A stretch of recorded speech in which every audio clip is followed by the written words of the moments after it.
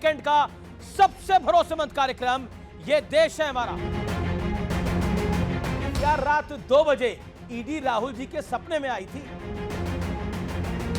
चोरों को पुलिस का बहुत डर रहता है कि रात 2 बजे आ जाएगी। तुम्हारा नाम क्या है? बताओ। अच्छा तब तुम जाति पूछो तो ठीक है, अगर कोई तुम्हारी जाति पूछ ले तो काटा चुभा काटा लगा नहीं चलेगा भैया भारत में। पर्ची उठाओ, पर्ची पूछिए इनसे। पर्ची अखिलेश भैया को देना जो उसके बेचारा बोल नहीं पाते। पर्ची उठाओ, कौन जात? प्रश्न पूछने का मतलब है साहब, सर्वे करेंगे तो क्या आंख पट्टी बांध के थोड़ा ना करेंगे? कौन हो भाई, किसको दूं मैं? अरे कंजरे जी थोड़ा। हर जगह से पानी टपक रहा है, चोरी ये की है। और समाजवादी पार्टी है देश में दलित के सरकारी नौकरी के प्रमोशन में सबसे बड़े विरोधी थे कि नहीं? बताइए आज। आप देख रहे हैं ये देश है हमारा, अमीश देवगन के साथ। नमस्कार व्यूअर्स, मैं हूं अमीश देवगन और आप देख रहे हैं वीकेंड का सबसे भरोसेमंद कार्यक्रम ये देश है हमारा। पॉलिटिक्स का चक्रव्यूह ऐसा तैयार हुआ कि इसमें जाति का हलवा भी आया और सियासत का धुआंधार जलवा भी आया, और इसके बाद ईडी वाला तड़का भी आ ही गया, क्योंकि रात करीब 2 बजे जब सारा देश सो रहा था तब राहुल गांधी ने ट्वीट करके कहा कि ईडी के अंदरूनी सूत्रों ने उन्हें बताया है कि उनके खिलाफ छापेमारी की योजना बनाई जा रही है। इसके बाद सियासत का नया मोर्चा खुल गया व्यूअर्स।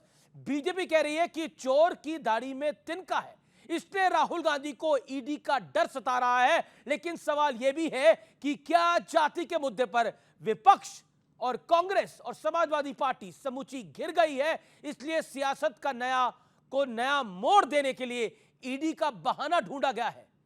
क्योंकि भरे सदन में जब अनुराग ठाकुर ने जाति पूछी तो राहुल गांधी से लेकर श्री अखिलेश यादव तक ताव में आ गए, गुस्से में आ गए। अखिलेश यादव ने तो यहां तक कह दिया कि जाति कैसे पूछ सकते हो हमारी।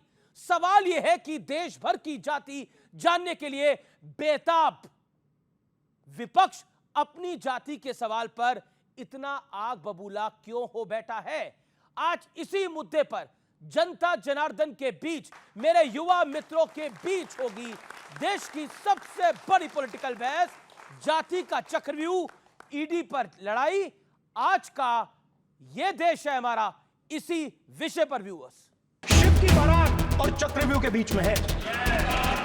संसद में शुरू हुई चक्रव्यूह वाली लड़ाई अब ईडी सीबीआई तक जा पहुंची है, क्योंकि राहुल गांधी कह रहे हैं ये जाहिर है कि 2 में से एक को मेरी चक्रव्यूह वाली स्पीच पसंद नहीं आई। मेरे ईडी सूत्रों के मुताबिक मुझ पर एक रेड की तैयारी हो रही है, मैं इंतजार कर रहा हूं।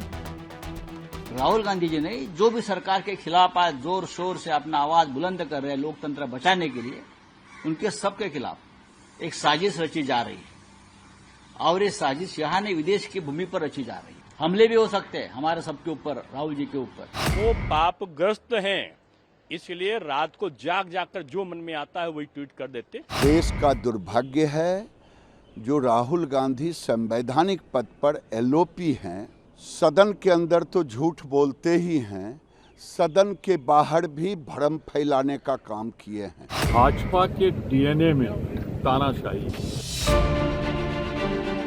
राहुल गांधी ने चक्रव्यूह को पद्म व्यूह यानी कि कमल के फूल वाली रचना बताकर आरोप लगाया था कि देश के हर वर्ग को इसी व्यू में फंसाया गया।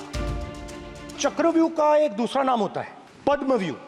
हिंदू धर्म में चक्रव्यूह का ऑपोजिट क्या होता है जानते हो आप चेयर को एड्रेस मैं बताता हूं सर। शिव की बारात होती है सर। तो ये लड़ाई शिव की बारात और चक्रव्यूह के बीच में है। जहां भी आपको मौका मिलता है आप चक्रव्यूह बना देते हो, हम चक्रव्यूह तोड़ने का काम करते हैं। सर A1 A2 तो ऑलरेडी अलॉटेड है। सुप्रीम कोर्ट में नेशनल हेराल्ड केस में A1 सोनिया गांधी है एक्यूज नंबर 1 और A2 accused number 2 Rahul Gandhi है। इसी बीच जाति जनगणना के मुद्दे पर भी जोरदार वार पलटवार हो रहा है।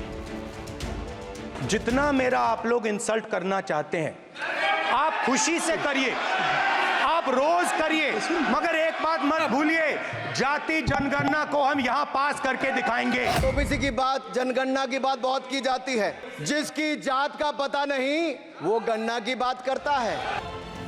सवाल है कि आरक्षण, जाति जनगणना और चक्रव्यूह से होते हुए ईडी सीबीआई तक पहुंची लड़ाई अब और कौन कौन से रंग दिखाएगी? तो आज की बहस के बड़े मुद्दे क्या है, आइए उनसे आपको परिचय करा देते हैं। आज की बहस के 3 बड़े मुद्दे हैं। जाति का मुद्दा बैकफुट पर आया तो राहुल ने ईडी का मुद्दा बनाया, यह बड़ी बात है। और क्या जाति जनगणना पर विपक्ष का दोहरा चरित्र है, यानी वो अपनी जाति बताना नहीं चाहते लेकिन समूचे देश की जाति को जानने की बात करते हैं। और तीसरी कि देश का हलवा किसने लूटा है, क्योंकि ये बार बार सवाल आ रहा है। इस हफ्ते के 3 बड़े शब्द रहे हैं, वो है हलवा, उसके बाद जाति और अब ईडी। मेरे युवा मित्र हैं, जोरदार तालियां उनके लिए। और मेरे साथ मेहमान हैं, उनका परिचय मैं करा देता हूं एक एक करके। सत्य प्रकाश मिश्रा एनडीए का नेता हैं, जेडीयू के प्रवक्ता हैं, नीतीश विचार मंच के साथ जुड़े हुए हैं, जोरदार तालियों से अभिनंदन है। आशुतोष वर्मा प्रवक्ता हैं समाजवादी पार्टी के, उनका अभिनंदन है। गौरव भाटिया भारतीय जनता पार्टी के नेता हैं, प्रवक्ता हैं, सुप्रीम कोर्ट एडवोकेट हैं, उनका अभिनंदन है। कंचना यादव है प्रवक्ता आरजेडी की, जोरदार तालियों के साथ उनका अभिनंदन है। विवेक श्रीवास्तव है जाने माने नेता लेफ्ट के, जोरदार तालियों के साथ उनका अभिनंदन है। तो तालियों की गड़गड़ाहट बता रही है कि आज के सवाल और जवाब भी कैसे रहेंगे। तो इस कार्यक्रम की मैं शुरुआत कर लेता हूं और पहला सवाल इसी आप विपक्ष से पूछता हूं। आशुतोष वर्मा जी, क्या रात 2 बजे ईडी राहुल जी के सपने में आई थी? देखिए, ऐसा है कि अगर कोई विपक्ष मजबूती से रात में जग रहा है तो वो अपनी जिम्मेदारी पूरी कर रहा है। और ये देश की लाइन रही है कि when country was sleeping midnight sun the India awoke, उसको ध्यान में रखिए। तो रात की बात और दिन और रात नहीं होता है राजनीति में। इस देश के 140 करोड़ के लिए एक मजबूत विपक्ष खड़ा है, तो दिन हो या रात हो। और मुझे बड़ा अजीब सा लग रहा है, जाति की बात पे तो तिलमिलाती भारतीय जनता पार्टी है ना। आज मुझे लग रहा है भारतीय जनता पार्टी खुद फंसी दिख रही है, क्योंकि जिस प्रकार से इस देश में जाति के नाम पे गाली दी गई 3 दिन पहले, और मुझे बड़ा आश्चर्य है कि इस देश में संसद के जो अध्यक्ष हैं उनमें कार्रवाई तक नहीं की, और उल्टा हमारे प्रधानमंत्री ने उसको ट्वीट करके शाबाशी दी। अगर कोई व्यक्ति पूछता है कि तुम्हारी जात का पता नहीं है, ये गाली होती है उस व्यक्ति के लिए, ये गाली होती है उसके माँ बाप के लिए, उनकी परवरिश के लिए। और मुझे लगता है ये गर्व का विषय नहीं है। भारतीय जनता पार्टी की फंसने की स्थिति आ गई है, क्योंकि अब भारतीय जनता पार्टी को साफ करना पड़ेगा कि इस देश में जातिगत जनगणना होगी किसी की या जात नहीं। पूछना गाली की तरफ है। मैं यहाँ पर 4 लोगों को बोलता हूँ, खड़े हो जाएं। यहाँ पर 4 लोग खड़े हो जाएं। जाति पूछी नहीं गई है, जाति पूछ रहे हैं ना, जाति पूछी नहीं गई है। जाति पूछ रहे हैं, आप बोले कि ये कौन जात है, ये कौन जात है, ये कौन जात है, ये कौन जात है, ये कौन जात है। लेकिन अपनी बारी जब जात बताने की आई तो आप बोलेंगे ये तो गाली है जी। तो इनके लिए गाली नहीं है फिर अगर ये बताएंगे तो जातीय जनगणना में किससे जात पूछेंगे? इनसे तो पूछेंगे सबसे। अमीश जी जी एक मिनट जी, भारत का संविधान पिछड़ों, दलितों, अल्पसंख्यकों को प्रोटेक्ट करता है। बिल्कुल। आप किसी से जाति पूछिए, कोई परेशानी नहीं है। मैं पूछूंगा ये फलाना है, ठीक है। तो अखिलेश जी ने तो गुस्सा दिखाया, उन्होंने बोला जाति कैसे पूछ सकते हो? बात पूरी। लेकिन आप बोलेंगे किसी की जाति का पता नहीं, ठीक है, इससे आप क्या बताना चाहते हैं? ये एक भद्दी गाली है, और कम से कम एक पूर्व मंत्री से और भारतीय जनता पार्टी के इस नेता से उम्मीद नहीं थी, ठीक है, जो इस तरीके के शब्द, असंसदीय शब्द देश में बोलेंगे। गौरव भाटिया, ईडी में आप फंसाना चाहते हैं, जाति को लेकर आप गाली देते हैं, आप चाहते क्या है देश में? चाहते क्या है इस देश में? देखिए, एक एक करके उत्तर दे देता हूं जी। 50 सेकंड। मुझे तो ये नहीं समझ में आता कि ये टूटी साइकिल इतनी कंफ्यूज क्यों है, और कंफ्यूज क्यों है? कहते हैं जातिगत जनगणना कराएंगे, तो आदमी जाएगा, हर नागरिक से पूछेगा जाति बताओ भैया, जाति बताओ, जाति बताओ। और अगर इनसे कोई पूछ ले तुम्हारी जाति क्या है, जाति कैसे पूछ ली? तो अगर तुमसे नहीं पूछ सकते तो आम जनता से कैसे पूछ सकते? तुम उनके ऊपर हो क्या? नहीं हो, तुम भी वैसे ही हो जैसे जनता है। दूसरी बात, इन्होंने कहा गाली देना होता है। मैं आपको देखिए बताता हूं, ये एक वीडियो है, कैमरा कहीं और ले जाओ, सुन लीजिए। तुम पिछड़े हो या तुम्हारा नाम क्या है? बताओ बताओ बताओ। अच्छा, तब तुम जाति पूछो तो ठीक है, अगर कोई तुम्हारी जाति पूछ ले तो काटा चुभा, काटा लगा, नहीं चलेगा भैया भारत में। दूसरी, बीच में नहीं, बीच में नहीं, बीच में नहीं, आपकी बारी आएगी। विरोधाभास। अब मोटा प्रश्न, भारी प्रश्न, पता नहीं टूटी साइकिल ले पाए या नहीं। आप मुझे ये बताइए, पिछड़ों का भला करना है यही कहते हैं ना।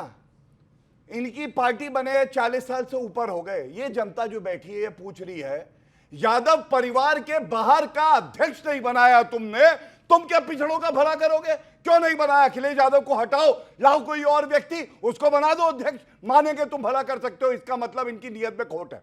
दूसरी बात गौरव जी, बार-बार आप टूटी साइकिल कह रहे हैं, लेकिन उत्तर प्रदेश में आपसे मजबूत है ये पार्टी, 37 सीटों वाली है और देश में तीसरे नंबर की पार्टी है। अब टूटी फूटी साइकिल नहीं है, अब हट्टी कट्टी साइकिल है। संभाल के चलिए, कहीं 27 में खेलना बिगड़ जाए। अमीश भाई, आपकी डिबेट में मजा इसलिए आता है, यू आर सो नॉटी। कोई साइकिल अगर चौड़ी हो जाएगी, हट्टी कट्टी हो जाएगी तो चल नहीं पाएगी। यहां साइकिल का टायर तो फटा हुआ है। आप मुझे बताइए, केंद्र में सरकार किसकी बनी? 2014 में 5 सीटें, 2019 में 5 सीटें हारे। और मुख्यमंत्री, ये तो रीजनल पार्टी है ना, मुख्यमंत्री 2 बार योगी आदित्यनाथ जी बने।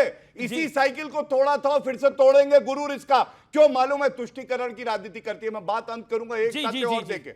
आपको मालूम है कास्ट सेंसस 2011 में भी हुआ, यूपीए का हिस्सा थी समाजवादी पार्टी भी, आरजेडी भी। आप एक बार पूछेगा ये सवाल, अगर उत्तर मिल जाए सलाम ठोक के जाऊंगा।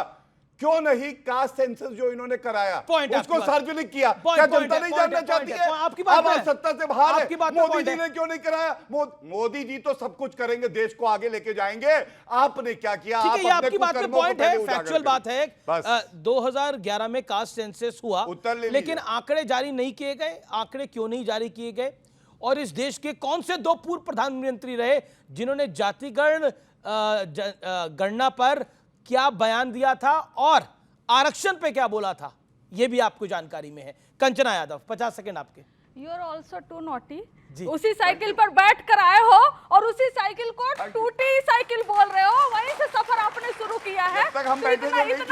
इतना भी नहीं उस साइकिल को गाली दो जिसने आपको यहाँ तक पहुँचाया है, उसको बंद करिए थोड़ा। लेकिन आपको बता, आपका जो टाइटल है कि जाति में फंस गया विपक्ष, ऐसा करके जाति में नहीं फंसा है विपक्ष, ऐसे नहीं फंसा है। क्योंकि जातिगत जनगणना और आरक्षण हमारे लिए सिर्फ पॉलिटिकल मुद्दा नहीं है, वो हमारे लिए एक मूवमेंट है। और मूवमेंट इस आधार पर है, उसका प्रिंसिपल ये है कि हमारे देश में जो सोशल, इकोनॉमिक और पॉलिटिकल जो एक इनइक्वालिटी है, वो सिर्फ और सिर्फ एक सिस्टम की वजह से आया है। उस सिस्टम का नाम है जाति। कोई अपर कास्ट है तो कोई लोअर कास्ट है। ये जो सिस्टम है ना, उसके खिलाफ हमारी लड़ाई है। और हम ये बिलीव करते हैं कि उसे लड़ने के लिए हमें उसी रूट को अपनाना पड़ेगा। इसलिए जातिगत सर्वे, जातिगत जनगणना की जरूरत है, ये जानने के लिए कौन अति पिछड़ा है, कौन पिछड़ा है, दलित में कौन सबसे पुअर है, अपर कास्ट में कौन पुअर है। इसमें किसी जात के खिलाफ लड़ाई नहीं है। अगर कोई अपर कास्ट आकर हमारा साथ देना चाहता है और हमारे प्रिंसिपल पर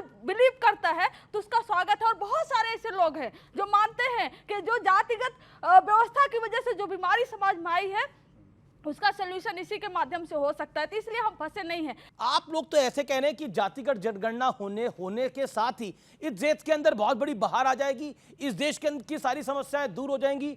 मतलब जातिगत जनसंख्या होने के बाद इस देश के अंदर कोई दुख तकलीफ नहीं रहेंगे। कहीं बाढ़ आ रही है तो बाढ़ रुक जाएगी, कहीं सूखा पड़ रहा है तो सूखा रुक जाएगा, अगर कहीं बेरोजगारी बढ़ रही है तो बेरोजगारी समाप्त हो जाएगी। मतलब इसके पीछे मतलब काका कलेकर की रिपोर्ट है, इसके अलावा भी बहुत सारी चीजें हैं। क्या आपको लगता नहीं है कि मतलब एक तरह से पॉलिटिकल शिगुफा है? हो सकता है इससे आपको सत्ता मिल जाए, हो सकता है नहीं, ये पॉलिटिकल शिगुफा ज्यादा बड़ा है, ये पॉलिटिकल शिगुफा ज्यादा बड़ा है। जी जी, सत्यप्रकाश मिश्रा, ये अब ये मतलब अगर जाति पर आप फंसे हुए हैं, जाति के चक्रव्यूह में, तो ईडी की कार्रवाई राहुल जी पे कराइएगा। रात को 2 बजे उनको उठना पड़ रहा है और ट्वीट करना पड़ रहा है। जी देखिए, दोनों अलग मसला है। मसला एक ही है सर। राहुल जी की रात की नींद बहुत खतरे में है। कहते हैं रात की नींद हराम हो गई, पता नहीं क्या चोरी किया, क्या सपने में आ रहे हैं उनके, क्यों डरे हुए हैं, भयभीत ना हो। एक बात मेरा मानना है कि राहुल जी जातिगत जनगणना को लेकर बिल्कुल सीरियस नहीं है। उनकी इस देश में कांग्रेस पार्टी की कर्नाटक में सरकार है, जातिगत जनगणना हो चुकी है, उसका डेटा क्यों नहीं सार्वजनिक करते? क्यों नहीं एक रोल मॉडल बना करके कर्नाटक को, देश को बताते कि इस तरह से हमने जातिगत जनगणना की और इस तरह से लोगों का विकास किया। इसका मतलब है वो सीरियस नहीं है इस मसले को लेकर, वो एक पॉलिटिकल टूल की तरह इसको इस्तेमाल कर रहे हैं। शायद उनको लगता है कि इससे जो उनकी बिखराव है, उनका जो सत्ता जा चुका है, 3 बार नकार चुके, शायद उनको जनता स्वीकार कर ले। मैं एक पॉइंट पे आता हूं कि बिहार की सरकार, जब मुख्यमंत्री नीतीश कुमार थे, तेजस्वी यादव विपक्ष के नेता थे और भारतीय जनता पार्टी भी वहां थी, सब लोग प्रधानमंत्री नरेंद्र मोदी जी से मिलने आए और जातिगत जनगणना की बात वहां रखी और बिहार में जातिगत सर्वे हुआ। वो सही कह रही थी कंचना जी कि 94 लाख परिवारों को 2-2 लाख रुपया देने की बात हुई है, 15% अति पिछड़े वर्ग का आरक्षण बढ़ा है। अगर वास्तविकता में जातिगत सच्चाई के तहत कोई जाति पिछड़ी है तो मैं, हमारी पार्टी सैद्धांतिक रूप में मानती है उसका विकास होना चाहिए, मैं सैद्धांतिक रूप में उसके समर्थन में हूं। लेकिन अगर पॉलिटिकल टूल की तरह जातियों में टकराहट पैदा करना चाहते, जो राहुल गांधी जी का टारगेट था कि एक फोटो उठाया कि इसमें ओबीसी कौन है, इसमें दलित कौन है, 90 में ओबीसी आरक्षण पास हुआ, राजीव गांधी ने पास नहीं किया, विश्वनाथ प्रताप सिंह और भारतीय जनता पार्टी जी की सरकार थी, दोनों ने मिलकर पास किया। इंदिरा गांधी उस फाइल पर बैठी रहे, राजीव गांधी बैठे रहे। तो कांग्रेस पार्टी का जाति के विकास को लेकर के कोई इतिहास मुझे तो नहीं दिखता। समाजवादी पार्टी साथ में, हां, ये तमाम परिवारवाद की चट्टे बट्टे पार्टियां भी एक साथ हैं, परिवारवाद का विकास इसमें दिखता। सीरीज से देखिए, अखिलेश यादव, डिंपल यादव, धर्मेंद्र यादव, राम गोपाल यादव, शिवपाल यादव, चौपाल यादव, नगरपाल यादव, यही लोग बढ़े। आशुतोष वर्मा जी का वह विकास नहीं है। राहुल गांधी, मैं, आपने वादा किया था ना, आपने वादा किया था ना कि आप नहीं बोलेंगे मेरे बीच में, आपने आपने वादा किया था। जातिगत विकास में बिहार में आइए, लालू प्रसाद यादव जी ने, जिनको कोखो गोगो नहीं आता था, रात रात उनको मुख्यमंत्री बना दिया राबड़ी जी को। राबड़ी जी के 2 पुत्र तेज प्रताप तेजस्वी मंत्री बन गए, एक पुत्री मीसा भारती बन गई, एक पुत्री हार गई रोहिणी जी, 2 साले थे बहुत मशहूर उनके brother in law, Subhash Yadav, Sadhu Yadav, दोनों सांसद, एक राज्यसभा पहुंच गए, एक लोकसभा पहुंच गए। ये है उनके जाति के विकास का आंकड़ा कि एक ही परिवार में बैठे लोग उसकी मलाई खाते हैं। और ये ठीक नहीं, अमीश देवगन, ये ठीक नहीं, मैंने सच बोला है। मैं आपके पास आता हूं, ये रात 2 बजे कौन से सूत्र एक्टिव हुए और राहुल जी को जानकारी दी उठाकर कि आपके यहाँ ईडी का छापा पड़ने वाला है? ये तो नहीं है कि ये जो पूरा जाति के खेल में जो पूछा गया कि कैसे जात पूछ सकते हो, जब आप लोग जजेस की जाति पूछ सकते हो, पूछी कि नहीं पूछी, पत्रकारों की जाति पूछ सकते हो, पूछी कि नहीं पूछी, जब आपसे कोई जाति पूछ रहा है तो हमसे कैसे पूछ सकते हो? इन विचारों से पूछोगे ना, ये जो व्यूअर्स है हमारे, इनसे जाति पूछोगे ना, तो फिर अपनी बताने में क्या तकलीफ हो रही है भाई? देखिए, इतना बड़ा पत्रकार, इनके इतने ज्यादा सूत्र, हर चीज की इंफॉर्मेशन इनके मोबाइल पे आती जाती रहती है। अब ये पूछ रहे हैं सूत्र कहां से आए? अरे भाई, राहुल गांधी जी की को भी तो कुछ क्रेडिबिलिटी दे दीजिए, कुछ सूत्र उनके भी रहे होंगे, कुछ सूत्र उनके भी रहे होंगे। सुन लीजिए भाई, अमीश जी जैसे बड़े पत्रकार के पास अगर सूत्र हैं तो राहुल जी के पास भी कुछ सूत्र तो होंगे।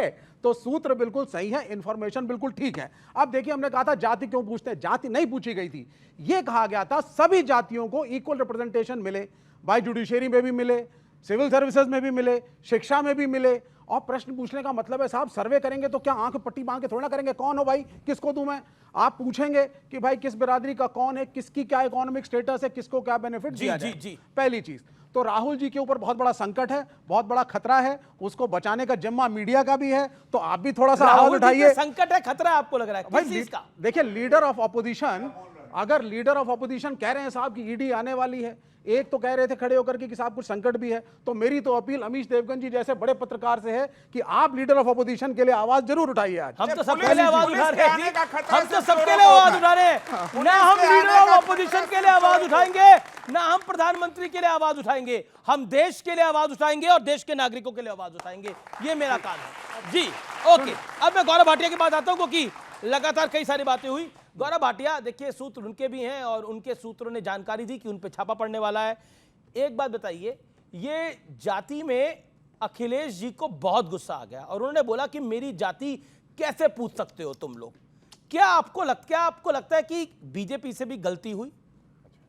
देखिए, क्योंकि बात राहुल गांधी की हुई, उन्होंने कहा कि राहुल गांधी को खतरा है। अरे, राहुल गांधी सबसे बड़ा खतरा है कांग्रेस के लिए और देश के लिए भी। उनको कैसे खतरा हो सकता है किसी चीज से? और मैं आपको एक बात बताऊं, पर अब तो अपनी सीटें बढ़ा के ले आए हैं, इस बार 99 ले आए हैं। मैं उत्तर दूंगा जी। राहुल गांधी अभी कुछ सप्ताह पहले कह रहे थे देश का एक्सरे कराना है, और जब पार्लियामेंट में एक बयान दिया अनुराग ठाकुर जी ने, राहुल गांधी का नाम नहीं लिया था, लेकिन राहुल गांधी को पता चल गया कि उनका एक्सरे होने जा रहा है तो चिंतित हो गए। आपको मालूम है क्यों? उन्होंने कहा एक्सरे में पता चल जाएगा कि दिमाग नहीं है, बड़ी दिक्कत आने वाली है। इसलिए आप मुझे अमीश जी वरना बताइए, देखिए क्या होता है दोगलापन। हम लोग ये चाहते हैं, डॉक्टर अंबेडकर का नाम लेते हैं। डॉक्टर अंबेडकर ने कहा भारत को अगर एकजुट होना है, सशक्त होना है, तो ये जातियों का भेदभाव खत्म करना है। मैं क्या लेके आया हूं, एक अनोखी तस्वीर है बिहार से ही। बिहार कांग्रेस की कमेटी बनी, ये होर्डिंग लगाया गया, नेता भूमिहार समुदाय, दलित समुदाय, राजपूत समुदाय, मुस्लिम समुदाय। तस्वीरों के नीचे ये नहीं लिखा इंजीनियर है, डॉक्टर है, कैसे आपका भविष्य उज्जवल करेगा, वो ये बता रहे कौन सी जात का है। आपको लगता है देश इससे आगे यही बढ़ेगा? चलता है ना, यही चलता है पॉलिटिक्स के अंदर। चलता क्या? आप भी तो मंत्रियों की जाति बताते हैं, आप कहते हैं इतने 32 ओबीसी हैं, इतने एससी हैं, इतने एसटी, बताते हैं कि नहीं बताते? वो भी बताते हैं। चलता क्या है, अपनी बात पूरी कर लूं फिर ये बोले जी।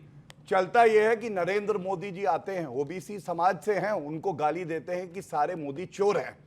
चलता यह है संविधान का संशोधन करते हैं, इकोनॉमिकली वीकर सेक्शन को 10% आरक्षण देंगे नरेंद्र मोदी जी। चलता यह है महिला आरक्षण ये नहीं कर पाए, संविधान संशोधन करके नरेंद्र मोदी जी ने किया, जिससे सशक्तिकरण होगा। और अंत करूंगा, एक प्रश्न पूछ के किसी की हिम्मत हो तो उत्तर दे दे। बात कर रहे हैं ना सशक्तिकरण की, पिछड़े समाज की। एएमयू में यहां पे बोल के जाए कि आरक्षण होगा एससी एसटी ओबीसी का 50%, अगर बोल दे तो मैं मान लूंगा कि हाँ ये जातियों का सशक्तिकरण। यही सवाल से शुरुआत। आशुतोष शर्मा की बारी। पर्ची उठाओ, पर्ची पूछिए इनसे। पर्ची अखिलेश भैया को देना जो उसके बेचारा बोल नहीं पाते बेचारे। क्या क्या है? अरे पर्ची मीडिया से पूछ रहे कौन जात। अब उनकी बारी, अब आप बोलिए, फिर मैं ऑडियंस अपने सवाल आप तैयार रखिए। ये एएमयू और जेएमयू के माइनॉरिटी स्टेटस तक खींचने की लड़ाई लड़ रहे हैं, क्योंकि वहां पे आरक्षण खत्म हो जाए। ओके, ये स्थिति असलियत है। अब बोलिए सत्यप्रकाश। इन्फॉर्मेशन इनकरेक्ट है। आपको पता नहीं पिटिशनर कौन है? जामिया मिलिया इस्लामिया के माइनॉरिटी इंस्टीट्यूशन के खिलाफ प्रशांत भूषण लड़ रहे हैं। जब वो माइनॉरिटी इंस्टीट्यूशन कपिल सिब्बल ने घोषित किया, उसके 1 महीने अंदर उन्होंने पिटीशन फाइल किया कि सरकारी अनुदान से चलने वाला केंद्रीय विश्वविद्यालय एक अल्पसंख्यक विश्वविद्यालय नहीं हो सकता। इस पे बहस की जा सकती है। सवाल है कि 370 भी जिस राज्य में था, वहां भी तो ओबीसी एससी एसटी रिजर्वेशन नहीं था, उस पर तो सवाल आपने नहीं उठाया। मैं बार बार कह रहा हूं कि कांग्रेस पार्टी या इनके चट्टे बट्टे की तमाम पार्टियों के इस देश के आरक्षण और जाति के विकास से कोई लेना देना नहीं है। विवेक जी 30 सेकंड। देखिए, सबसे पहली बात है, केंद्र में सरकार है, सरकार आपकी है, एनडीए में आप हैं, लड़ते आप विपक्ष से हैं। सब जाति के चक्रव्यूह में हम हार गए। आप बिना लड़ाई के, झगड़े के, आर्गुमेंट के एक ब्लूप्रिंट बना करके सरकार को, जनता को, पार्लियामेंट को क्यों नहीं देते कि हम जातिगत जनगणना कराएंगे या नहीं कराएंगे? कराएंगे तो कब तक कराएंगे? क्या मेथोडोलॉजी होगी? बात खत्म। आप आर्गुमेंट करते हैं, आप राहुल गांधी को इंस्टिगेट करेंगे, आप गिरिराज सिंह कहते हैं कि राहुल गांधी, ब्लूप्रिंट का है। गिरिराज सिंह ने बोला कि राहुल गांधी एलओपी बनने के लायक नहीं है। नहीं, उनके बोलने से कुछ नहीं होता। उनके बोलने से कुछ नहीं होता। हाँ। क्यों बोला गया वो एलओपी बनने के लायक नहीं है? उनको पता चल जाएगा। एग्रीकल्चर आपके मंत्री हैं गिरिराज सिंह, आपकी सरकार में। एक सेकंड, शिवराज सिंह चौहान आपकी सरकार में मंत्री हैं, उन्होंने शकुनी और बहुत कुछ बोला है राज्यसभा में। राष्ट्रीय अध्यक्ष इनकी पार्टी के स्वर्गीय मुलायम सिंह यादव जी थे, मुख्यमंत्री बेटा अखिलेश यादव था, और स्टेट प्रेसिडेंट प्रदेश के अध्यक्ष शिवपाल यादव जी थे। चचा रामगोपाल यादव जो है वो लीडर थे राज्यसभा में और चीफ स्पोक्स पर्सन थे, और उनके साथ अक्षय यादव, तेज प्रताप यादव और तमाम और लोग जो थे, वो इनके आदित्य यादव अभी सांसद बने हैं, एक परिवार का भला कर रहे थे। मैं फिर कहूंगा, नरेंद्र मोदी जी वो हैं जिन्होंने देश के हर नागरिक को अपना परिवार समझा है, और ये वो है जिन्होंने अपने परिवार को देश समझ लिया है। जनता किसको चुनेगी? ईडी का सपना रात को 2 बजे कैसे आ गया? रोकने के लिए साजिश रची जा रही है। कैसे आया? देखिए, चोरों को पुलिस का बहुत डर रहता है कि रात 2 बजे आ जाएगी। ये कहीं ना कहीं उनके मन में कोई खोट है, इतना ही है और कुछ है नहीं। लेकिन राहुल, अरे कहाँ आप बीच में क्यों बोलने लगते हैं? आप बीच में क्यों बोल? कंचना जी, अरे कंचना जी थोड़ा। हर जगह से पानी टपक रहा है, चोरी ये की है। आप कह रही है संसद का पानी टपक रहा है इसलिए ईडी का सपना आ रहा है। नहीं, एक सेकंड, चोरी की बात की इन्होंने ना, भरपूर करप्शन इन्होंने संसद में किया, पानी टपक रहा है। अयोध्या मंदिर इतना हल्ला, पानी टपक रहा है, ऐसा करप्शन। ट्रेन पे पानी लीक कर रहा है, ऐसा करप्शन किया। हर जगह से बस लीक ही मतलब बात हो रही है करप्शन की, बात हो रही है करप्शन की, बात हो रही है करप्शन की, लेकिन ये देश का भी सत्य है कि लालू जी कन्विक्टेड हैं करप्शन के ही मामले पे, चारा घोटाले। परिवार में लालू जी के परिवार में बहुत सारे लोग। एक सेकंड, ये रात को 2 बजे की कहानी क्या है? देखिए, मैंने पहले भी कहा कि चोर को रात एक सेकंड चोर को रात जी मेरा निवेदन स्वीकार करें का खतरा कहीं ना कहीं है। मुझे ये आश्चर्य लग रहा है कि राहुल जी कहां, किस ईडी और कौन से मनी लॉन्ड्रिंग में खुद शामिल है कि ये सब सपने ईडी के उनको आ रहे हैं। इतना नॉन सीरियस कमेंट अगर वो सच में इसमें शामिल नहीं है तो नहीं करना चाहिए था। पॉइंट 1। क्या आप करते हैं राहुल जी का केजरीवाल अवतार है? केजरीवाल जी भी ऐसे कहते थे ईडी आ जाएगी, ईडी आ जाएगी, ईडी आ जाएगी। आजकल दोनों साथ साथ हैं तो हो सकता है फोटोकॉपी में कुछ ट्रांसफर इनके पास जानकारी होगी। राहुल जी के साथी अखिलेश जी बैठते तो क्या बताया? देखिए, उनको तो बताया होगा। देखिए, जहां तक मुझे पता है कल राहुल जी वायनाड में थे और कोई फर्क नहीं पड़ता है। ईडी सीबीआई सदस्यता रद्द करने के बाद भी भारतीय जनता पार्टी हार गई, अयोध्या हार गई। मैं तो यही सोच रहा हूँ, मतलब सरकार तो बीजेपी की है देश में। अरे ये भी तो बैसाखियों की सरकार है, ये कब तक रुकेगी? ये बैसाखियों की सरकार अब रखने वाली नहीं है। ठीक है, ये मुझे नहीं लगता है। अलायंस चुनाव पूर्व हुए गठबंधन को भारत के मतदाताओं ने 293 सीट दी, पूर्ण बहुमत की सरकार आप ना बताइए प्री पोल और पोस्ट पोल क्या। अगर जेडीयू प्री पोल और पोस्ट पोल बोलेगी तो इससे राष्ट्रीय कार्यकारिणी में इसको पास ठीक है। कर दिया। ऑडियंस के सवाल हाथ खड़े हैं। आपका सवाल क्या है? खड़े होकर पूछिए। मेरा पॉइंट है कि घर पे दादाजी बोलते हैं ना कि जब दिन में चोरी करोगे ना या कभी चोरी करोगे तो रात में नींद नहीं आएगी। और दूसरा बात यह है कि राहुल गांधी सपना देखते हैं प्रधानमंत्री बनने का, तो उनको कहीं से मालूम भी चला है कि ईडी की छापेमारी चलने वाली है, तो स्वागत करें ना, पोस्ट करें कि हाँ हम तो कह रहे हैं मैं चाय बिस्कुट खिलाऊंगा। स्वागत करें और बुलाएं कि बैठाएं और बुलाएं कि हाँ जांच करें। और उसके बाद संसद भवन की वो चर्चा करते हैं जो पूरा दिल्ली डूबा बैठे हैं। एक संसद भवन में पानी सिर्फ नहीं टपक रहा है, पूरे दिल्ली डूब चुकी है। अगर आप सशक्तिकरण करें किसी का, जैसा मैंने बताया संविधान का संशोधन करके उनको आप सशक्तिकरण करें और मुख्य धारा में जोड़ें तो ये सही है।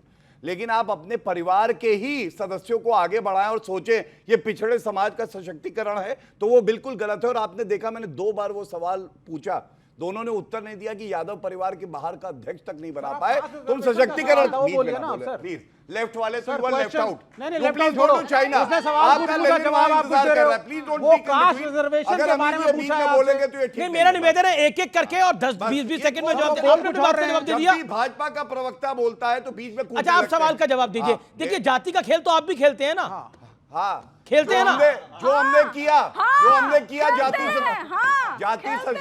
जाति सशक्तिकरण के लिए मैं आपको तथ्य दे रहा हूं, ईयू नहीं बात कर रहा हूं। अभी इन्होंने मुझे बताया कि जो है आप 9 शेड्यूल में क्यों नहीं डाल देते।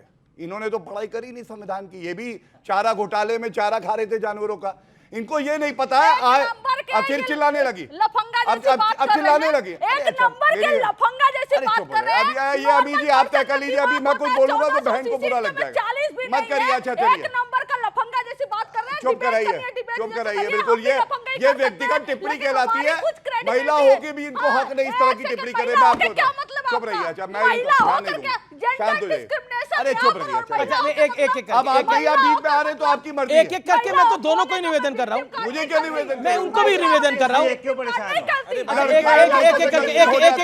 करके आप बोलिएगा। पहले ये 15 सेकंड बोल रहे हैं। ओके। मैं इनसे कम हूँ क्या? मैं इनसे कम हूँ? किसी से कम नहीं है भाई। महिला सबसे बड़ी है, तालियां महिला के लिए। महिला होकर क्या? इन्होंने देखिए, जब हम यहाँ पैनलिस्ट आते हैं ना तो पहला नियम क्या होता है, पुरुष और महिला नहीं है। हम अपनी पार्टी के आप अपनी टर्न में बोलिए, वो अपनी टर्न पे बोले। मेरा निवेदन मानिए। कल चला जी, यहाँ पे जब हम डिबेट करते हैं या सामने हमारी बहनें बैठी हैं, ये योग्यता पे डिबेट होती है। ये नहीं कि अगर किसी पुरुष प्रवक्ता ने अच्छा जवाब दे दिया तो महिला कार्ड खेलने लगे। इन्होंने उठाया ये मुद्दा, बीच में बोले। चुप हो जाए। ये नहीं अभी जी चुप कराएंगे, ये नहीं, ये तरीका ठीक नहीं है। ये अपनी बात को रख ले, ये अपनी बात को रख ले, आप अपनी बात को रख ले। मैं ये कहना चाहता हूं, इन्होंने 9 शेड्यूल का मुद्दा उठाया था। मैं गलत नहीं कह रहा हूं। मैं इनको ये बताना चाहता हूं, इनको ये भी नहीं पता है संविधान नहीं पढ़ती, सुप्रीम कोर्ट का जजमेंट नहीं पढ़ती। आईआर कहलो का केस आया, सुप्रीम कोर्ट का है। आपको मालूम है वो क्या कहता है? अगर आपने 9 शेड्यूल में भी कोई कानून डाल दिया है, बेसिक स्ट्रक्चर का अगर उल्लंघन करता है तो वो अनकॉन्स्टिट्यूशनल है। इनको बताना चाह रहा हूं ये बात। अब आप मुझे बताइए, यहां सारे दर्शक बैठे हैं, संविधान की बात करो, सुप्रीम कोर्ट की बात करो, इन लोगों को अच्छा नहीं लगता है, बिना पढ़े लिखे आते। और हाँ, छत टपकने की बात हुई तो मैं इतना कह दूं, वहां पे छत का लीकेज हुआ, 24 घंटे में ठीक हो गया। लेकिन जिस राहुल गांधी और जिस पार्टी के लीडर की बुद्धि टपक गई और लीक हो गई, वो नहीं मिल रही, उसका क्या होगा? जिनको संविधान को छत टपक गई। अच्छा, एक बात हो रही है, तीन हमारे भाई बहन, उनकी जान चली गई उसको उसमें बाढ़ में, उसका पता है, उसका सब पे दुख, वो उस विषय पर सबका दुख है। और मुझे लगता है ये सवाल पूछा ही नहीं गया वो सवाल। बार ये कह रहे हैं, हमको ज्ञान नहीं 9 शेड्यूल का बेसिक प्रिंसिपल, बेसिक स्ट्रक्चर हम भी जानते हैं। तमिलनाडु में कैसे मोर देन 50% आरक्षण, कोई तो स्टेट मॉडल है ना, आप उस मॉडल के आधार पर आपकी नियति खराब रही है, नहीं डाली। कंचना जी, आपने तमिलनाडु की बात करी, उसका डिसीजन जो है वो ऑनरेबल सुप्रीम कोर्ट में पेंडिंग है। एक सेकंड, लेकिन मैं ये बात पूछ रहा हूं कि ये जाति वाले पूरे खेल पर जब विपक्ष बैकफुट पे आया तो राहुल जी ने ईडी की बात कर दी रात को 2 बजे। क्या आपको लगता है? देखो, पहली बात ये गलत है, हम ना बैकफुट पर थे, ना है, ना रहेंगे। हमारे लिए जातिगत जनगणना और आरक्षण एक ईडी की बात क्यों, अचानक ईडी की बात क्यों? लेकिन ये राहुल जी का केजरीवाल अवतार क्यों? हर रोज आपके चैनल पर चलता है सूत्रों के हवाले से, ये सूत्रों के हवाले से। हमने कभी पूछा कि आपके क्या सूत्र हैं? आपने तो हमें नहीं, बिल्कुल अच्छा सवाल पूछा। और ये प्रोटेक्शन मुझे संविधान देता है, लेकिन नेता को वो प्रोटेक्शन संविधान नहीं देता है। वो जिस संविधान की आप बात करते हैं वो प्रोटेक्शन मुझे संविधान देता है। मैं अपने सूत्र कोर्ट में भी डिस्क्लोज ना करूं, वो रक्षा मुझे भारत के संविधान ने दी है, बाबा साहब भीमराव अंबेडकर ने दी है, क्या नेता को भी दी है? नहीं, एक सेकंड, राहुल गांधी जी अपने सूत्र बता दे ताकि वो ईडी का ऑफिसर कल उसका गला काट कर उसको बाहर निकाल दिया जाए। गला काटने का मतलब है नौकरी छीन लेने से। 1 मिनट, ठीक है, शब्दावली पे आप कट कर सकते हैं, लेकिन एक सेकंड, मैं एक कमेंट में करना चाहती हूँ और बहुत भद्दा इनके पे कमेंट करना चाहती हूँ। नॉर्मल जो ह्यूमन बीइंग होते हैं उनकी दिमाग की कैपेसिटी होती है 1350 ग्राम से सीसी से 1400 सीसी, इनके में 40 भी नहीं है। और इनके पूरे गवर्नमेंट में भी 40 नहीं है। ठीक है, लेकिन मैंने एक बड़ी बात बोली, एक सेकंड, देखिए अभी आरजेडी और बीजेपी का तूफानी टक्कर चल रही है। एक पॉइंट है, उन्होंने बोला कि देखिए राहुल जी को किसी ईडी के बंदे ने सूत्रों के हवाले से जानकारी दी होगी, यानी सिस्टम में अभी भी गांधी परिवार के लोग हैं। गौरव जी, 10 साल से सरकार में आप हैं और राहुल जी आरोप लगाते हैं कि सब आरएसएस के लोग आ गए हैं, लेकिन गांधी परिवार के भी कुछ लोग हैं, उन्हीं के सहयोगी ने खुलासा करा थोड़ी देर पहले। देखिए, सबसे पहले तो कांग्रेस की हालत तो इतनी बुरी है कि अमीश देवगन जैसे पत्रकार के सामने अपना प्रवक्ता नहीं भेज पाते। और मैं गारंटी दे रहा हूं राहुल गांधी भी आपके सामने 1 मिनट नहीं खड़े हो पाएंगे, उनकी राजनीतिक हैसियत नहीं है। क्यों, मैं बताता हूं। आपको मालूम है भारत के राजनीतिक इतिहास में एक परिवार के 3 सदस्य बेल पे बाहर हो भ्रष्टाचार के आरोप पे, वो परिवार कौन है? गांधी परिवार है वो। और मैं क्या लेके आया हूं? विवेक जी की बारी आएगी इसके बाद। चिल्ला रही है ना, रिपीट टेलीकास्ट है। चारा है भैया, भैंस, ओ भैंस है, भागो भैया, भागो, चारा खाओ, चलो उतर। तो आप चुप कराइए, आपकी जिम्मेदारी है ये। बीच में जो बोल रही है तरीका ठीक नहीं है। आपके लिए मैं चारा लेकर आऊंगी और आपको बैठा कर यहाँ पर चारा खिलाऊंगी। ठीक है, देखेंगे। लालू प्रसाद यादव आपको पार्टी से ना निकाल दे, कह दे इस पे तो मेरा हक है, इसको कैसे ले गई? अरे आप नहीं समझ पाओगे भैया। अच्छा, एक देखिए डिबेट आरजेडी वर्सेस बीजेपी रही है, बाकी लोगों को भी मौका देना चाहिए। हाँ, देखिए, मैं आपके लिए लाया हूं, ये सोनिया गांधी और राहुल गांधी नेशनल हेराल्ड घोटाले में सर्वोच्च न्यायालय तक गए। इन्होंने कहा ये जो आरोप लगे हैं झूठे हैं, इसको रद्द कर दिया जाए। और इसी में लिखा हुआ है सुप्रीम कोर्ट के जजमेंट में कि हम रद्द नहीं करेंगे। अब आप मुझे बताइए, सर्वोच्च न्यायालय से ऊपर तो कोई है नहीं। ये भ्रष्टाचारी वो हैं, अपने स्वर्गीय पिताजी की पेंटिंग बेच दी 2 करोड़ रुपए में प्रियंका वाड्रा गांधी ने। ये तो देश को बेचते हैं और मोदी जी ने कसम खाई है। ऐसे भ्रष्टाचारियों की एक ही जगह है, जेल की सलाखों के पीछे। विवेक सवाल तैयार रखिए। जो सवाल पूछा जाता है वो, जो जिसने नहीं पूछे सवाल पीछे है। एक सेकंड, देखिए, पहली चीज मैं 10 सेकंड लूंगा सिर्फ। हाँ, बोलिए। पहली चीज, 30 सेकंड लीजिए। आप सारे बच्चों ने, और यहाँ सॉफ्टवेयर इंजीनियर्स की भरमार है आज, मैं बड़ा खुश हूं इस कंपनी के बच्चे आए हैं। आपने क्या ऑब्जर्व करा? आपने प्रश्न भी अच्छे पूछे कि बीजेपी के प्रवक्ता सिर्फ और सिर्फ पर्सनल अटैक्स राहुल गांधी पे किए जा रहे हैं। कभी कहते हैं कि उनके दिमाग नहीं, अरे भाई, he is the leader of opposition. और आप एक रूलिंग एक सिविलाइज्ड डेमोक्रेसी के रूलिंग पार्टी और गवर्नमेंट के प्रवक्ता हैं। You are suppose to take the name of leader of opposition with respect. क्या ये हो रहा और है? मोदी जी का क्या नाम ये एटीट्यूड है? चौकीदार चोर है, इसमें कहा नहीं, था। सॉरी सर, देश के प्रधानमंत्री को चौकीदार चोर है जो कहेगा, इस वक्त मैं किसी ने बिल्कुल कुछ नहीं कहूंगा, कहा, बेवकूफ है। इस वक्त किसी ने कुछ नहीं कहा आपको। कैसे आप बताइए? डिस्कशन हमने, देश के सुनिए प्रधानमंत्री का नाम कैसे हमने लेना नहीं चाहिए, कहा आप सर, बताइए। हमने नहीं मैं कहा। पूछ रहा हूं, सुनिए आपने क्या क्या राहुल गांधी ने कहा कि आप नहीं कहा? सुनिए पहले सर, गलत कहा, आप सही कहा, पहले बताइए। सुनिए सर, नहीं बताइए। आपने उनके परिवार पे अटैक किया। गौरव गौरव बीच में नहीं, आप विवेक जी बीच में नहीं बोले। तो ये सवाल पूछिए। ओके, उनको जवाब तो देने दीजिए पूरा। विवेक जी बोलेंगे, विवेक जी की टर्न है, प्लीज। पूछेंगे विवेक जी पॉइंट तो रखेंगे ना अपना। गौरव भाटिया, ये कैसे ऐसे डिबेट नहीं करते? देखिए, अच्छा ठीक है, शांत रहें। विवेक जी आपकी टर्न मेरे है सर। भाई गौरव भाटिया, हम रोज डिबेट में आते हैं, डिस्कशन करते हैं और एक दूसरे का सम्मान करना आवश्यक है। मेरा यह कहना है सर, सुन तो लीजिए सर, वो परिवार जिसने 2 शहीद प्रधानमंत्री इस देश को दिए, एक को लिट्टे ने मारा, श्री राजीव गांधी, सुनिए सर, और एक को खालिस्तान के आतंकवादियों ने मारा। कम से कम वो इतना रिस्पेक्ट हमारे से डिजर्व करते हैं कि उनका भी एक कंट्रीब्यूशन देश में है। तो पर्सनल अटैक्स को लीडर ऑफ ऑपोजिशन के प्रति, इसके लिए इंडिया अलायंस आपकी भर्त्सना करता है। उसी पार्टी का एक सांसद एक खालिस्तानी अमृतपाल सिंह का समर्थन करता है, जिसमें पूरी पार्टी को माफी मांगनी पड़ी। नहीं सर, ये भी हुआ ना, जो चरणजीत सिंह चन्नी ने करा ना समर्थन, बीच सदन में करा इलेक्शन समर्थन, कमीशन पार्लियामेंट में करा, और पूरी पॉलिटिकल एम्बैरेसमेंट करी पूरे ऑपोजिशन के लिए। ओके, सत्यप्रकाश मिश्रा विवेक जी ने बहुत अच्छी बात कही है। लोकतंत्र में शालीनता और शब्दों की, बहुत सुंदर शब्दों का इस्तेमाल होना चाहिए, लेकिन जब वो लोग कांग्रेस पार्टी सत्ता में थे, किसी प्रधानमंत्री को क्या क्या नहीं कहा, मौत का सौदागर, हत्यारा, नीच व्यक्ति, ऐसे ऐसे गंदी शब्दों का इस्तेमाल किया है प्रधानमंत्री मोदी के बारे में कि नरेंद्र मोदी तो डर के भाग गया, तुम तड़ाक चुनाव में चौकीदार चोर है। आप उम्मीद करते हैं कि आपको फूल का माला पहनाएं हम?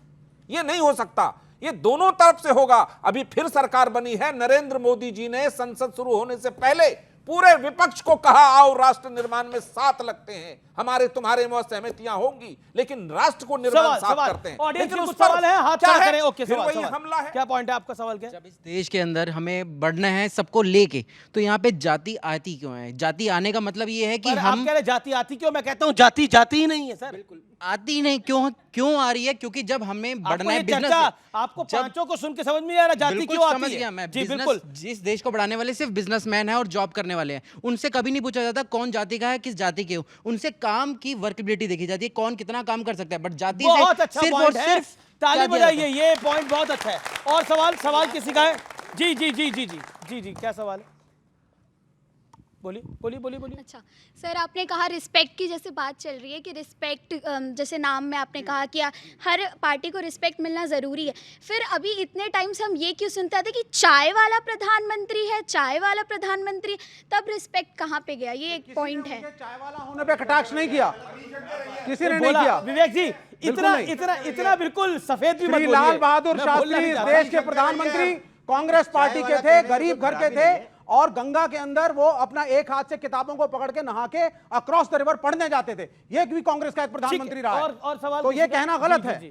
मैं ये कहना चाहता हूँ कि कब तक कांग्रेस पार्टी और राहुल गांधी ये विक्टिम कार्ड खेलते रहेंगे, क्योंकि मुझे लगता है जो उनके सूत्र हैं ना, जो इतने वक्त से कह रहे हैं कि ईडी की रेड आएगी, मुझे लगता है कि ईडी की रेड आएगी। सबसे पहले तो आपको घबराना नहीं चाहिए, क्योंकि अगर आप सही हो तो, और अगर आप घबरा रहे हो तो मेरे ख्याल से मुझे बोलने की जरूरत नहीं है कि क्या हो रहा है। जी ओके, बिल्कुल क्रांतिकारी तरीके से आशुतोष वर्मा का। अब आशुतोष वर्मा को भी, वो भी इंडिया अलायंस के हैं, अरे देश की नंबर 3 पार्टी हो गई है, उनको मौका तो दीजिए थोड़ा, 30 सेकंड। ओके वर्मा जी, मतलब अगर मतलब ईडी की रेड पड़ भी रही है, अभी तक तो ऐसा कुछ नहीं है, लेकिन अगर पड़ भी रही है तो अगर कुछ गलत नहीं किया तो पब्लिक की तरफ से सवाल आ रहा है, तो डर क्यों हो रहा है? देखिए, भारतीय जनता पार्टी की जो मोडस ऑपरेंडी है वो यही है। आपको ही पता है कि पिछले 10 सालों में भारतीय जनता पार्टी में कितने भारतीय जनता पार्टी के लोग ईडी और सीबीआई के सामने गए? शायद कोई भी नहीं गया होगा। लेकिन विपक्ष के कोई भी व्यक्ति है उसमें जाती है, और राहुल गांधी और साथ में सोनिया गांधी जी खुद 8-8 घंटे 10-10 घंटे बैठ चुके हैं। इसमें किसी को कोई परेशानी है, कोई परेशानी नहीं है। आए अपनी निष्पक्ष जांच करे। वो तो खुद कह रहे हैं कि हम चाय बिस्कुट पिलाएंगे। यहाँ पे पिछड़े दलितों के साथ अपमान हो रहा है, इसलिए सामाजिक न्याय की बात करनी जरूरी है, इसलिए इस देश में जातिगत जनगणना होना है। जो पिछले 5000 साल से मेरे भाई पूछ रहे थे कि जाति क्यों जरूरी है, जाति इसलिए जरूरी है कि प्रधानमंत्री जब अपनी कैबिनेट बनाते हैं तो लिखते हैं क्या बोला, ये जाति पिछले 5000 साल से नहीं, हाँ बिल्कुल, जाति का 5000 साल से 5000 सालों से चल रहा है ये डेटा आपके पास कहां से है? 5000 साल से है सर। फिर आप पढ़िए इतिहास, सर पढ़िए। मैं अब इसमें मैं बोलता हूँ सर, ये इतिहास देश पढ़िए। ये है, ये देश ये है जहाँ पे वाल्मीकि की रामायण पढ़ी जाती है हाँ, बिल्कुल बिना पढ़ी जात को जाती देखे, है। और और कैसे पढ़ी वासुदेव जाती है? कृष्ण की मंदिर में पूजा की जाती है बिना जात को देखकर। इसलिए ये 5000 साल का नहीं है, ये अंग्रेजों का दिया हुआ, ये अंग्रेजों का दिया हुआ हमें प्रकोप है। इसे 5000 साल के साथ मत जोड़िए। इसलिए मेरा, अरे ये तो देश वो है जहां केवट की नाव में राम बैठे, जहां शबरी के बेर राम ने खाए, वानरों की सेना बनाई और एक ब्राह्मण, एक अखंड अज्ञानी ब्राह्मण रावण का वध किया। ये देश तो वो है। इसलिए 5000 साल का इतिहास जातिगत नहीं है, ये सिर्फ अंग्रेजों का दिया हुआ हमें इतिहास है, जिसको हम ढो रहे हैं और जिससे हम समाज में बंटवारा कर रहे हैं लगातार। और आजाद भारत के बाद बिल्कुल वेदोपनिषदों में जात की बात नहीं है, पहली बार नहीं है। मैं इसको काउंटर कर सकता हूँ। अमीश जी, आजाद भारत के बाद पहली बार कोई प्रधानमंत्री ऐसा है जिसने अपनी कैबिनेट मंत्रियों के सामने उसकी जाति लिख के मैंने बताई सवाल है। बोला, मैंने और ये सवाल खतरनाक पूछा। है। एक सेकंड में आ रहा ये हूं। जाति का दंश सबको ये क्या झेलना पड़ा है। 5000 साल का इतिहास है हमारा जाति का? आशुतोष जी थोड़ा ज्यादा बोल गए, 5000 साल का नहीं है। ऐसे अंबेडकर ने भी लिखा है कि ऑल शूद्रास वर छत्री, तो सब छत्री थे। जाति व्यवस्था अंग्रेज जब आए तो उन्होंने इसको कैटेगराइज किया है। उन्होंने 6000 जातियां हैं। लेकिन एक बात स्वीकार करना पड़ेगा कि जातिगत भेदभाव इस देश में हुआ है, दलितों के साथ हुआ है, पिछड़ों के साथ हुआ है, पिछड़ों, अरे रुको यार, 47 में तो कोई इनकार नहीं कर सकता। तो क्या आपको बता लगता रहा है हूं ना कि कब से हुआ है। एक्चुअली नेहरू जी के सामने भी प्रस्ताव आया था कि जातियों का विकास करे। अब 47 में नेहरू कांग्रेस किए नहीं, राजीव गांधी उनको बोले कि इडियट को आगे नहीं बढ़ाऊंगा। तो उस समय जो आरक्षण का विरोधी था आज आकर के डमरू बजा रहा है। तो जाति के साथ तो अन्याय कांग्रेस पार्टी ने किया है। ये नहीं, देश में जातियां हैं। आरजेडी प्रवक्ता जी से मैं उम्मीद करूंगा जब मैं ये वक्तव्य दे लूंगा तो उत्तर जरूर देंगी। इन्होंने अपनी बातों में कहा बिहार में जात के खिलाफ लड़ाई है। 1990 का लालू प्रसाद यादव का एक बयान है, भूरा बाल साफ करो, भ से भू से भूमिहार, राजपूत, ब्राह्मण और लाला साफ कर दो। मतलब साफ कैसे, मार के करना है कि हटाना है क्या? अब एक बात बताइए, जो साफ करने की बात कर रहा है उस पे कोई टिप्पणी करेंगी? लालू प्रसाद यादव से बड़ी तो नेता नहीं है। ठीक है, जनता को हक है जानने का उत्तर दे। क्या लालू जी ने ये बोला था भूरा बाल साफ करो? गोपालगंज टू रायसीना लालू जी की जो आत्मकथा है उन्होंने साफ लिखा है कि मैंने ये कभी नहीं बोला था, ये क्रिएट किया गया हुआ था कुछ लोगों के द्वारा टेंशन क्रिएट करने में जातियों के बीच में, और उसी को प्रोपेगेट कर रही है। लालू जी ने कभी नहीं बोला था भूरा बाल और साफ करो। लालू जी ने इसका पॉलिटिकल माइलेज तो लिया, बिल्कुल लिया भूरा बाल साफ करो का। लालू जी ने बोला ही नहीं था। उनको बदनाम करने के लिए, जातियों के बीच टेंशन बढ़ने के लिए, उनकी पॉलिटिकल करियर को खत्म करने के लिए क्रिएट किया गया था इनके जैसे मानसिकता वालों के द्वारा। एक बात जो मेरी छोटी बहन ने यहाँ कही, इन्होंने कहा शब्दों की मर्यादा बनी रहनी चाहिए, बिल्कुल बनी रहनी चाहिए। लेकिन आप ये बताइए, प्रधानमंत्री जी के लिए राहुल गांधी ने जब कहा कि लोग चौराहे पे डंडे से मारेंगे, बोटी बोटी कर देंगे कांग्रेस पार्टी में, आज उनका प्रवक्ता यहाँ पे नहीं है, बीच में ना बोले। देखिए अब देखिए, अब ये गलत बात नहीं जी, नहीं ये वो विषय नहीं है। ऐसे चर्चा नहीं होगी। खुद मोदी जी ने कहा कि अब सुनिए, एक सेकंड, ये मोदी जी की भाषा है भाई, मोदी जी की भाषा है। मैं केवल एक बात, चौराहे पे टांग दो, लेकिन मुझे 50 दिन दे दो। जवाब दे देता एक सेकंड भी बोलिए। मैं केवल एक बात कहूंगा, जब प्रधानमंत्री जी को कोई कमजोर खिलाड़ी गाली देता है तो वो देश की जनता को गाली देता है। ये पूछना है कि माइनॉरिटी वालों को इतना हक दिया जाता है तो मेजॉरिटी वालों को क्यों नहीं दिया जाता है? उनके साथ हमेशा नाइंसाफी क्यों होती है? मेजॉरिटी और मिनॉरिटी की बात करी। ओके एक सेकंड, आशुतोष वर्मा बताइए कि मिनॉरिटी के हक की बात होती है, मेजॉरिटी के हक को मारने की बात होती है? नहीं, ऐसा बिल्कुल नहीं है। और विश्वविद्यालय कभी भी नहीं, आजम कभी खान भी को आमरण जन्म तक एक मिनट उसका चांसलर बना दिया, बनाने भी भाई चांसलर का नाम लेते हैं। ये सच बोले, ये सत्यप्रकाश मिश्रा सत्य बोल रहे हैं कि नहीं बोल रहे हैं? ऐसा हुआ था? नहीं, जवाब मिलना चाहिए कि नहीं मिलना चाहिए? बिल्कुल मिलेगा, जवाब मिलेगा। ये सत्यप्रकाश मिश्रा ने सत्य बोला या झूठ बोला? हमारा जो हमारा जो संविधान है वो इस देश के पिछड़े दलित अल्पसंख्यकों के प्रोटेक्शन के लिए बना हुआ है। इस बात को समझिए, उसकी नींव की पहली ईंट ही यही है। और सामाजिक न्याय की लड़ाई है देश में दलित के सरकारी नौकरी के प्रमोशन में सबसे बड़े विरोधी थे कि नहीं? बताइए आज, बताइए आशुतोष जी, बताइए। गलत नहीं, हर आपने समय विरोध किया था, हर समय इस बात को विरोध गलत किया तथ्यों था से आपने। पोर्ट किया था, कभी भी विरोध नहीं पोर्ट किया किया था। है। कभी भी समाजवादी पार्टी ने प्रमोशन में अक्षर रोका नहीं था, रोका उसका- नहीं, विरोध किया बिल्कुल संसद में। गलत है। क्या बात कर रहे हैं? कहीं विरोध नहीं किया, विरोध किया था, विरोध किया था। वहां पे विरोध किया था, विरोध किया था। गलत, ये ही प्रदायित है भारतीय जनता विरोध पार्टी किया की था, IT वोट सेल किया यही विरोध बताती में। है। ओके ओके, ये बीजेपी आईटी सेल का है, ये तो जेडीयू के है भाई। मिलता तो वहीं से पर्ची है, हमारा अपना है। पर्ची तो वहीं से आती है भाई। इनको सबको पर्ची मिल रही है। ये मैनिफेस्टो है समाजवादी पार्टी का, ये देखिए लेके आया हूं। इसमें एक लाइन है, कक्षा 10 पास मुस्लिम बच्चों को हम वजीफा देंगे और हिंदू बच्चों को नहीं देंगे, सिख बच्चों को नहीं देंगे, क्रिश्चियन को। क्यों भैया, क्यों क्यों? अरे आप पढ़ लो। अरे एक मिनट, चुप होइए। यही होता है, यही होता है। वो करें लिखा हुआ। सुनिए एक मिनट, क्या ये लिखा authentic है, ये है? authentic मैं है। पढ़ रहा हूं भैया। कक्षा 10 पास मुस्लिम बालिकाओं को आगे की शिक्षा ग्रहण करने अथवा विवाह हेतु 30,000 रुपए के अनुदान का प्रावधान किया जाएगा। गलत क्या है? क्या ये संवैधानिक है? बिल्कुल आप क्या है? मैं बता रहा हूं, बिल्कुल आर्टिकल संवैधानिक है। 14, आर्टिकल 15 गलत है ये। बिल्कुल नहीं सुनिए, है, बिल्कुल नहीं है। आप धर्म के आधार पे भेदभाव कर नहीं सकते, ये संविधान के ठीक है, ये भी आखिरी नहीं आखिरी बताया। आखिरी राउंड, एक सेकेंड। टैक्सेशन लेते वक्त या जब पैसा ले रहे हैं हम, उस वक्त पे आप जातिवाद क्यों इंक्लूड नहीं कर रहे हैं? उसमें रिलीफ क्यों नहीं दे रहे? अच्छा ठीक है, आप कह रहे मतलब टैक्सेशन में भी जातिवाद होना चाहिए, ये एक अलग ही डिमांड आ रही है। लेकिन मैं आप सबको मौका दे रहा हूं, आखिरी 5 सेकंड, और मेरा निवेदन है 5 से 10 सेकंड में कार्यक्रम को हम समाप्त करेंगे। ओके विवेक जी, इनका बड़ा अच्छा 10 प्रश्न था सेकंड जो है। उन्होंने पूछा। देखिए, जब एक बार बच्चे को आपने रिजर्व कैटेगरी की वजह से पढ़ने का मौका दिया, लेकिन जब वो बाहर आकर के नौकरी करता है तो सबको टैक्स उतना ही देना पड़ता है। आप समझे? अगर आप बिजनेस करेंगे, आप किसी भी जाति के हैं, टैक्स आपको सेम देना पड़ेगा। टाइम खत्म, कंचना 10 सेकंड। छोटे भाई ने बोला जो जीएसटी सिस्टम है ना, उसमें आप 100 रुपए कमाते हो या 1 करोड़ कमाते हो, 10 करोड़ कमाते हो, उसमें सबको जीएसटी टैक्स देना पड़ता है। वो चाहे किसी भी कास्ट से हो, किसी भी हो, इक्वली टैक्स, इवन जीएसटी से ज्यादा ले रहे हैं। You made your point. Income tax है 19%। ओके, गौरव भाटिया सिर्फ 17% ले रहे हैं। ओके टाइम, कंचना जी टाइम ओवर हो गया। ओके पूरी गौरव डिबेट हो गई, भाटिया, इन्होंने ये नहीं बताया कि सत्ता में 55 साल रही कांग्रेस पार्टी किया क्या। मैं आपके प्रश्न का उत्तर देते हुए बताता हूं, प्रधानमंत्री किसान सम्मान निधि में SC ST OBC का 71% लाभार्थी हैं। आवास योजना में 46%, छात्रवृत्ति में स्टूडेंट्स के लिए 58% और मुद्रा योजना में जिसमें रोजगार के अवसर हैं 51%। ये मैं आंकड़ा लेके आया हूं। ये फर्क है भाजपा में और कांग्रेस में। देश का हलवा किसने लूटा? अनुराग ठाकुर ने बोला लोकसभा के अंदर कि सारे घोटालों का हलवा तो कांग्रेस ने लूटा और उनके अलायंस ने लूटा। नहीं तो भारतीय जनता पार्टी 10 साल से क्या बढ़ रही थी? हलवे के नीचे आग लगा रही थी क्या? मुझे लगता है सरकार उनकी ये सवाल नेहरू जी से पूछेंगे, ये खत्म होना चाहिए। और अमित जी, मेरा 10 सेकंड का वर्ड है। पर देखिए अब ईडी का डर आप ही को सता रहा है। ईडी तो आपको बहुत पुरानी दोस्ती हो गई, अब कोई मतलब नहीं। ईडी से दोस्ती है आपकी? सब कोई परेशानी नहीं है। जमाने से है, CBI भेजी जाती थी मुलायम सिंह यादव जी और ने कहा। जातिवाद का जो दंश है वो हमने झेला है, हम लड़ेंगे। इस देश की आजादी के बाद पहला प्रधानमंत्री कोई ऐसा है जो पहला प्रधानमंत्री है जिसने अपने कैबिनेट के सामने जातियां लिखी। वो माननीय नरेंद्र मोदी।